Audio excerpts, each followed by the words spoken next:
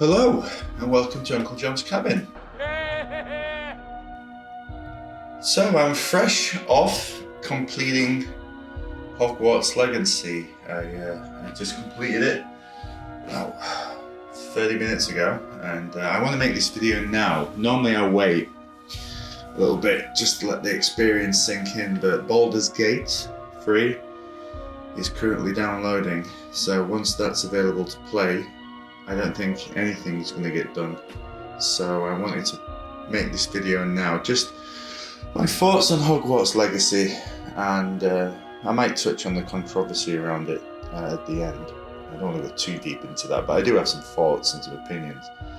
But as a game, so this wasn't something I was particularly interested in playing at first. I got it as a Valentine's Day gesture for someone to play through it so they could watch on the stream. Big Harry Potter fan they are. Harry Potter fan is somewhat of an understatement, actually. I think they're the leading authority on Harry Potter. So of course they were interested to see the game, and well, I thought it would be nice to play through it for them so they could watch. And I have to say, I do have a few regrets about the game. I just picked it back up again after a bit of a hiatus, so I got it in April, May, and I've only just recently played it and finished it now in August. And my biggest regret about the game is not taking the experience in fully. I was quite snarky about it on some of the videos I've made. I was saying things like, "Oh, it's Dark Souls light. It's for kids. You know, it's very easy." I mean, I was playing it on hard, and I never really had a challenge. Up until the end, I must say, spoiler alert, by the way, spoiler alert, that Ragnarok, when he's the giant dragon at the end, that must have taken me 20 attempts. I did it in one session. I didn't move. I wasn't going anywhere until I finished it. Today, so this is Thursday, today was the day I had to complete it, because Baldur's Gate is coming, and once that's out, I won't be able to touch anything. So I needed to complete it tonight, and I didn't move until I completed that boss. And once I finished it, a very challenging boss, harder than some of the Dark Souls bosses I fought. The ending, again, spoiler alert, the ending was a bit unceremonious. You can choose to be evil, which it was going in a very interesting direction.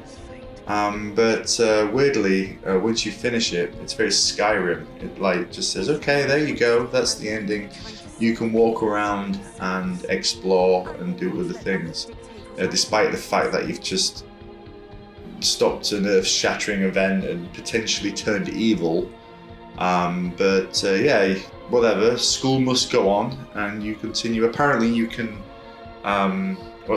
you can graduate from Hogwarts once you've collected all the side quests and all the bits and pieces, but I did the main quest, and I did a very big percentage of the extra content other than the main quest, so that's enough now.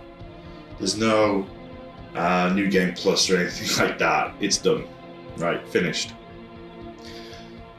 There were moments in that game, and this is why I said I wish I'd have taken it a bit more seriously when I played it. There are moments in that game that are truly beautiful. Where you first start the flying on the broomsticks. The music, Soaring Over Hogwarts it's called. I know because I've got it on Spotify because I love the music so much. I've been listening to the soundtrack on the way to work.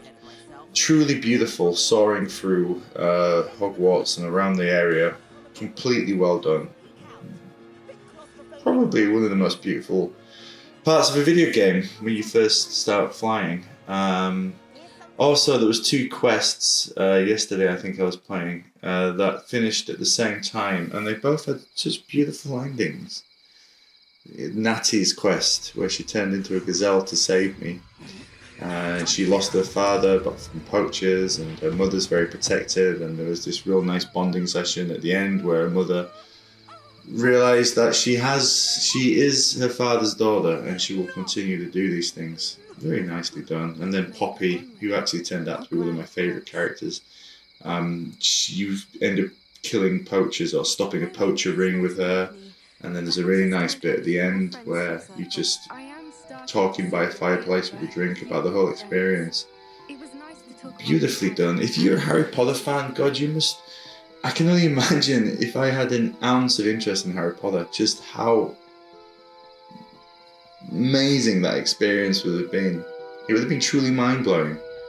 That's one of my... The sad thing is, I don't mind Harry Potter. I don't really have too much of an opinion on it, really. I never watched it when I was growing up. I never read the books. I've only ever seen the one movie. I mean, I saw a couple others recently, but for research. But I never truly got into that world. And if I can be as blown away and mesmerised in that game, I mean, the whole combat system with the spells is fantastic. Really, really fun game, really enjoyable, but the story and the visuals and the music, first class video game. And I guess there's the inevitable question of the controversy. I mean, it's kind of died down a bit now, but when it first came out, I know there was a huge backlash against J.K. Rowling because of how she'd behaved on Twitter, how she had been so cruel, in my opinion, to the trans community. She is a TERF. And TERFs are, they are very extreme people. I did listen to a podcast. It was called The Witch Trials of J.K. Rowling, and it was very interesting. It had an interview with her, and it went through her history and her upbringing. And you start to understand a little bit what her position is in regards to how strongly she feels about a certain community. I say you can understand. I certainly don't say I agree. I completely disagree with everything she said, and I completely disagree with her behaviour, especially on Twitter. I mean, it was just downright cruel.